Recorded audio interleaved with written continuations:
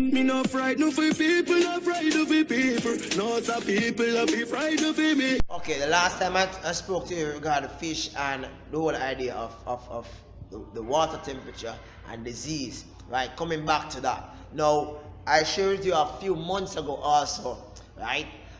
So this is like a, I call it now, not really a revision, but it's like it's tying up all the ends in which I've covered before with regards to the fish and spawning and all that, right? Now, temperature do affect spawning, right? The fish behavior can be seen as to, and it varies as the fish start to spawn. The behavior change influenced by the temperature, right? So the development of the fish, the development of the fish fries can also be affected by the temperature.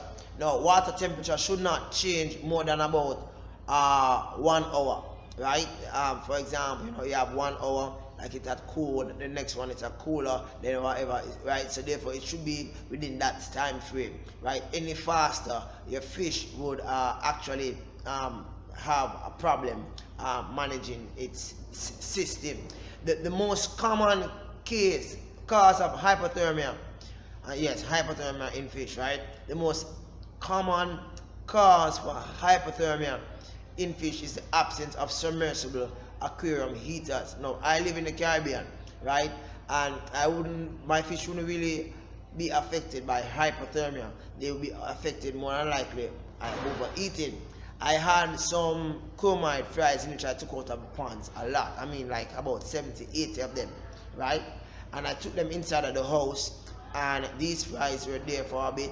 You know, it was midterm breaks on the day and they were doing okay. But as soon as I closed the house, you know, locked the windows, closed the house, went to work, after that, about 2 days or so, I realized that all my fries was actually were actually floating on the top of the water.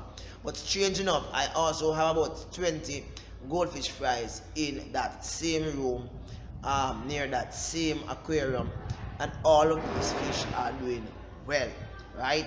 This just goes to show that depending on the species, the temperature that exists within your aquarium or tank or a pond space might be, you know, might cause a problem, right? A clear night sky can absorb a large amount of heat from a small pond, right? And actually drive the pond temperature below air temperature. Now, at night, what I find is that my ponds are very cold, right? And because my ponds are very cold, what you find is that most of my fish actually stay at the base of the pond, because more than likely it's at the top of the pond that will be the coolest. And the deeper you get, is the warmer warmer it is. I cannot really explain the science of that, but I can rationalize it to say, right, boy, the cool air is actually cooling the top of the water, while the soil, in a way, it still remains a little bit warm as a result of the heat during the day. So therefore, it's coming up to the bottom, and it keeps the pond a little bit warmer than the top section, right? All right. So hypothermia occur as hypothermia amongst your fish species occur as a result of lower temperature within the aquarium, and this is lethal for your fish, right? And it can be as a result of your heater not working for those persons who live in areas that have fluctuating temperature.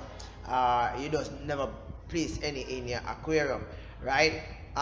The first evidence of hypothermia in a fish is the loss of color. Whenever you see a fish is actually losing color, two things: temperature or salinity, right?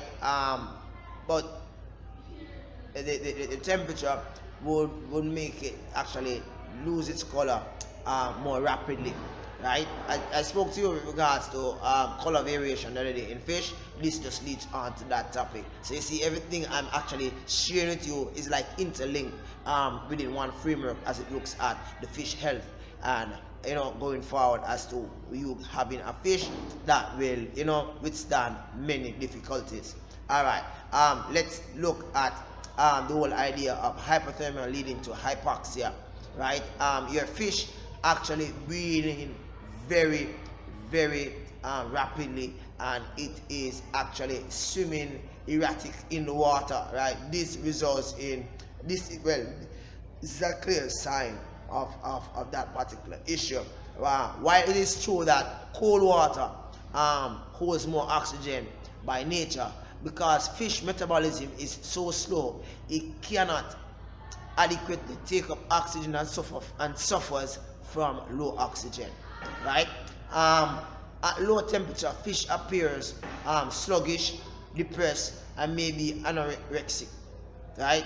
Not eating, right? And I found that out the other day when I was feeding my jack dempseys. My jack dempseys, usually when I feed them in the evenings, they would all, clean up the top of the thing with the feed in no space of time.